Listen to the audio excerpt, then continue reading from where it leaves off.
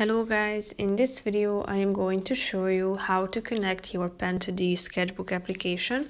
But first I just want to mention, don't forget to subscribe to my channel because at 10,000 subscribers I am going to show you my whole YouTube revenue statistics and growth strategy, how to make money online. So let's jump into it. First of all, open the application on your phone. After that, tap on the first icon at the top of the screen in the upper left corner. Click on Preferences. After that, scroll down till you find this pen connection section and tap on Pen. Here you should select the type of your pen that you want to create or want to connect to the application. You need to go to the settings, turn on the Bluetooth function, and then connect your pencil or pen to the application.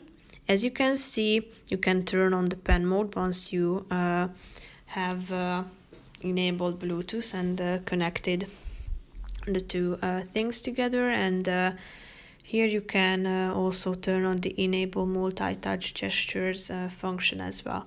So that's pretty much it for this video, guys. I hope you found it helpful. If you did, consider subscribing and see you in the next video. Bye bye.